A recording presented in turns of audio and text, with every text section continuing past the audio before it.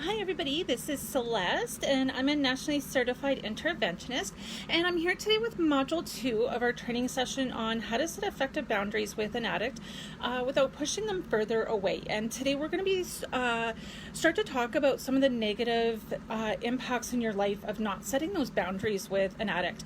And so many of us who have addicts in our lives, we want to help them. We want to help them through their struggles and their difficult times, and that's a very natural, loving response.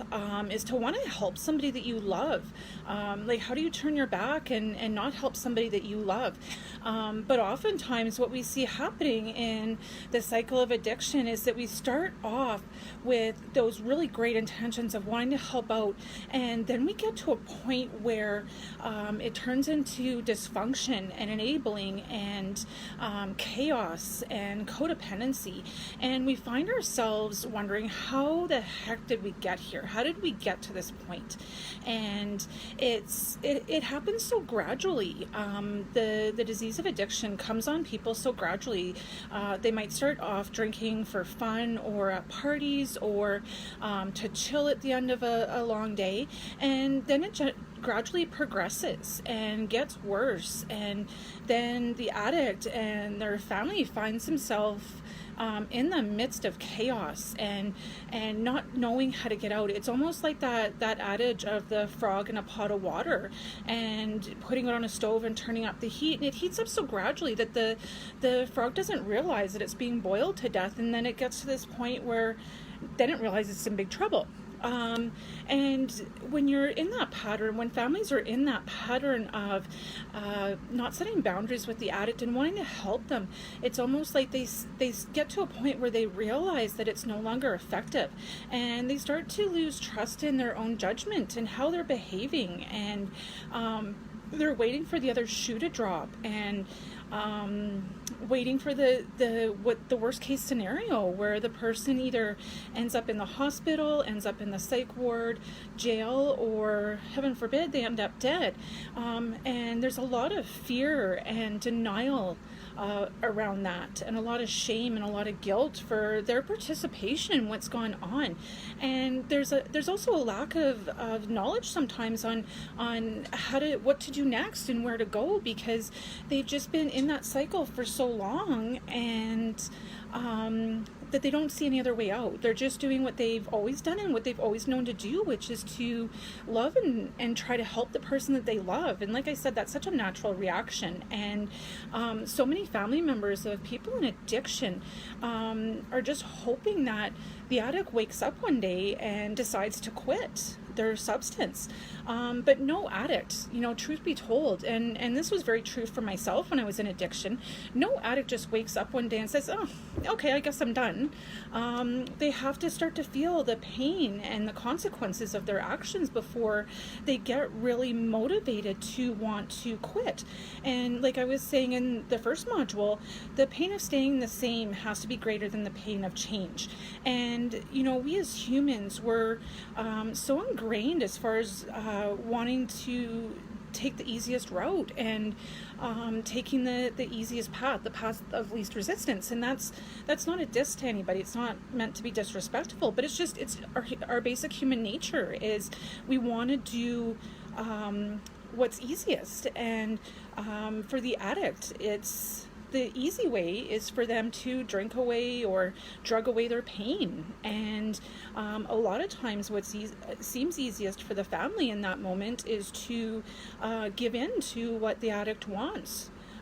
By giving them money, giving them a place to stay, whatever it happens to be, just to avoid that conflict, or to avoid pushing them away, or having that fight, or not being accepted or loved. And sometimes too, it's a sense of power almost for the family members. And I can say this because I've had people that I've loved in addiction, and you want to be these, and it hasn't worked before. So what they've been doing hasn't worked in the past. So we can't expect those same things to continue to work in the future if it hasn't worked in the past. The best predictor of future outcomes is previous outcomes in history, right? Learning from history. And you have to really get on board with wanting to set those boundaries, and like I said, the pain of staying the same has to be greater than the pain of change. And we're going to talk about some of those negative consequences. Before we get into learning about boundaries, I really want to get into the negative consequences of not setting boundaries, and there's so many of them. And with families, so many people come to me and talk about they're in financial distress because they've lent the person they love money, or they're constantly giving them money for drugs or alcohol or a place to stay, paying their bills, bailing them out, and legal trouble, right? So a lot of times there's legal consequences to the addict, and the family gets drawn into that chaos in supporting them through their legal consequences. And there's a lot of personal conflict that goes on with people who are in a support system of an addict, right? There's personal consequences, there's loss of self, there's loss of happiness. They rely on the other person for their happiness. They, a lot of times families of addicts would say that, if the addict would just quit using and get better, then I could be happy. And that's putting a lot of responsibility on the addict. And I'm a firm believer that you have to take responsibility for your own happiness and care for yourself. If you place that sense of happiness on another person, you're always going to be disappointed, right? So it's very important. That's why it's so important to have those personal boundaries. There can be social consequences to the family. They can feel shame and embarrassment in front of their friends because their loved one is an addict or in that state of addiction. And that's a hard thing to admit to your friends is, oh yeah, my son or daughter's an addict, or my sister's an addict, or my dad's an addict.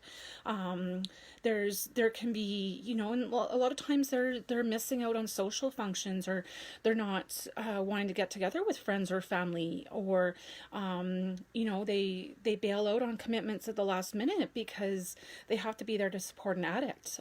It can impact the family member's work. They're so worried and preoccupied with the addict that they're preoccupied and can't focus on their work.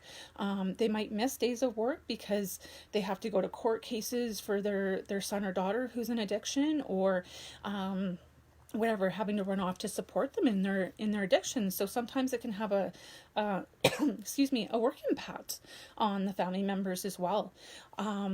And I really firmly believe that even with all these consequences, I think the biggest factor for families is the negative consequences on the family member's mental health, and the anxiety, the stress, the lack of sleep, depression, all that shame and guilt builds up, and it's such a weight on people. And, I work in mental health as well. And a lot of times people come and talk to me about even the physical symptoms that are being caused by mental health, anxiety, depression, worry, being tired all the time, not being able to sleep, aches and pains, chronic pain, back aches, muscle tension, all these things, all these physical symptoms that can be related back to mental health. And, like I said, the family members go out into this with the best of intention, trying to help that person and trying to save them. And it comes up so gradually that they don't realize just how many negative consequences are on that person, that burden of consequence that comes on to the family. And it's, and I heard a saying about, when the addict feels bad, they get to go out and drink or use to feel better and to escape the pain of their reality. And when the family members feel bad, they just get to sit around and feel bad, right? They don't get to go drink and escape their reality. They're stuck living in the consequences. And that's why it's so boundaries are so important.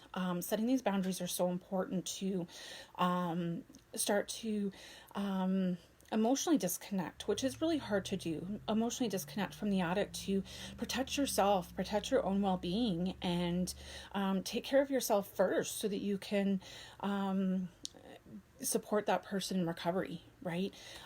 Because like I said, they're not going to just wake up one day, for all our hopes and prayers. They're not just going to wake up one day and say, yeah, I'm done drinking, I'm done using, and I'm done. I'm gonna go get well, right? You can't praise somebody else well. You can't hope somebody else well. You can't love somebody out of addiction, right? So that's why these boundaries are so important. And for an addict to change, like I was saying, the pain of staying the same has to be greater than the pain of change. So and that's what boundaries really do. It's important to allow the person in addiction to feel the natural consequences of their addiction, because that's going to create pain. And as much as we don't want to see the person we love in pain, it's they have to feel that to be motivated to change, right? And yeah, they're not going to, and by not setting boundaries and taking on the consequences of their addiction, you're not allowing them to feel the pain of their own consequences, right? If you're continually bailing them out, giving them money, giving them a place to stay, being that person that they can call at 3 a.m. to come rescue them. And as much as you love somebody in your life that's an addict, you can't save them, you can't rescue them.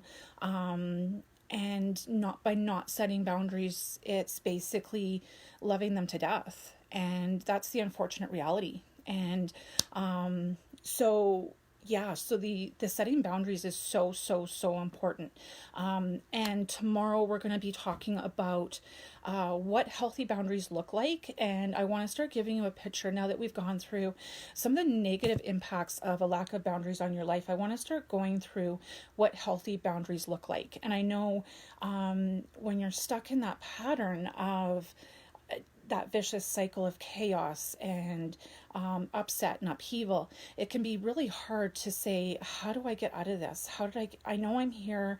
How did I get here? How do I get out? I don't know how to get out. And that's a really vulnerable place to be. And it's a very scary place to start to set these boundaries, because there is that fear of being rejected or pushing the person away. And so what I'm talking about is a loving way to set those boundaries, that the person can still feel your love without you buying into their chaos. So tomorrow, I hope everybody will tune back in tomorrow at 6. We're going to be talking about what healthy boundaries look like and how to get there. So I hope you'll all tune in for some of the meat and potatoes of how to do that. And I appreciate everybody tuning in tonight and joining my Facebook training session. And it's been a pleasure spending this time with you, and I wish everybody a safe night. And for those of you in recovery, I wish you another day of recovery. And for those of you who are still in active addiction or have somebody in active addiction, I wish sobriety coming your way, and happiness and health, and all the joy that you deserve in life. So thank you for tuning in, everybody. Have a good night.